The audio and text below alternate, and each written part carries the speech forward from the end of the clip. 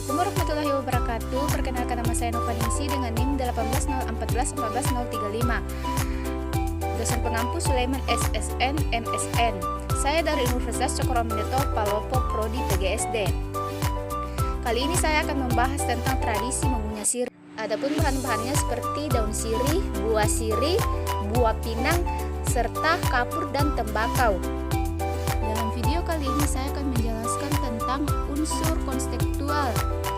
Dalam menyirih, masyarakat Indonesia sudah sejak lama mengenal daun sirih, pinang, dan kapur sebagai bahan untuk menyirih.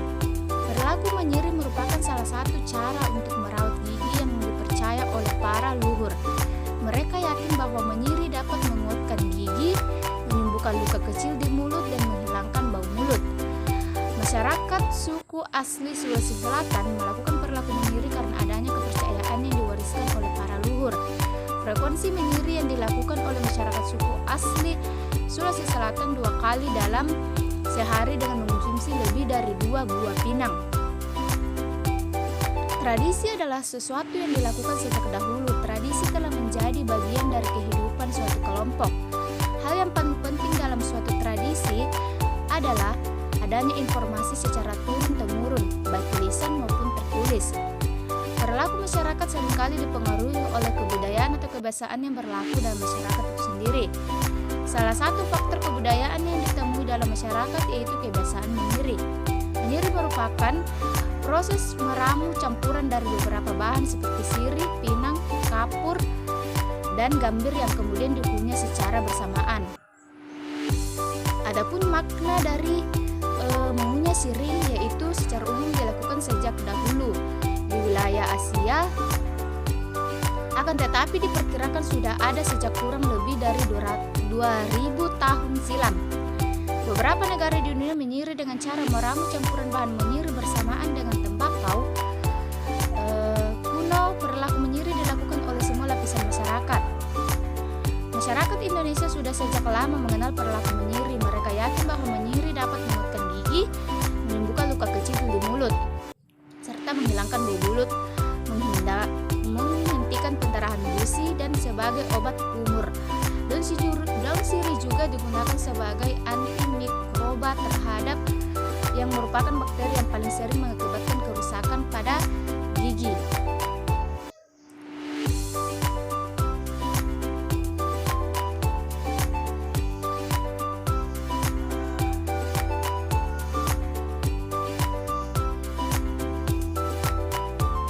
Menyirih juga membantu pencernaan, menenangkan otak, memperkuat gigi sehingga pria yang mengunyahnya biasanya punya gigi yang utuh, tidak ada yang ompong bahkan sampai usia 80 tahun. Mereka yang menyirih memiliki napas harum dan jika sehari saja tidak menyirih, maka napas mereka menjadi amat bau.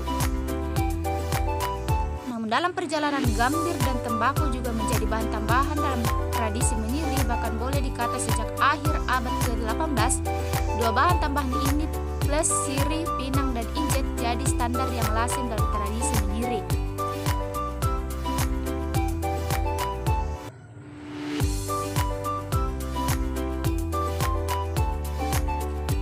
Suka atau tidak suka, juga kini tradisi menyirih hanya tersisa dalam sebuah masyarakat tradisional atau disebutlah masyarakat adat yang notabene sedikit terpapar oleh proyek modernitas atau proses pemberatan secara intensif. Dari tradisi menyirih ini, hikmah yang dapat disimak ialah pelajaran perjalanan proses keputusan dan sekaligus kesinambungan sebuah tradisi dari masa lalu.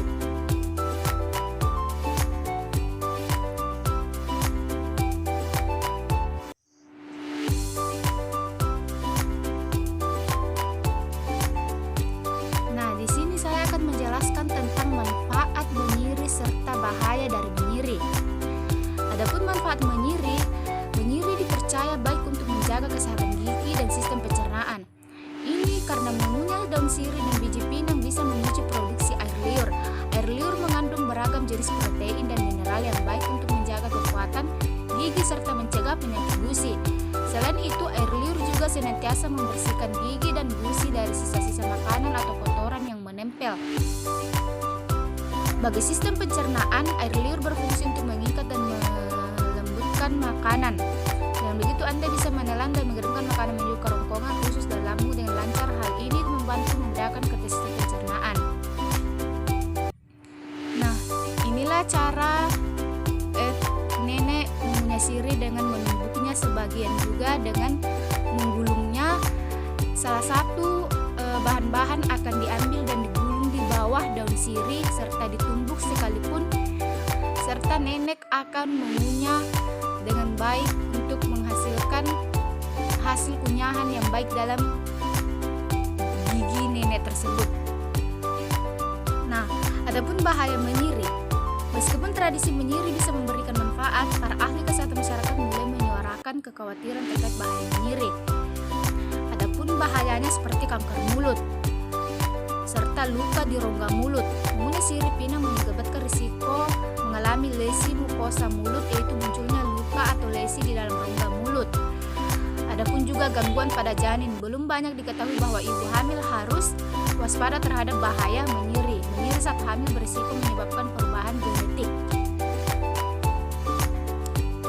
Nah, inilah semua bahan-bahannya. Selain itu, menyirih juga diyakini sebagai sumber energi. Nah, inilah tekstur gigi nenek yang agak kemerahan ketika selesai mengunyah daun sirih. Baiklah, sekian dan wassalamualaikum warahmatullahi wabarakatuh.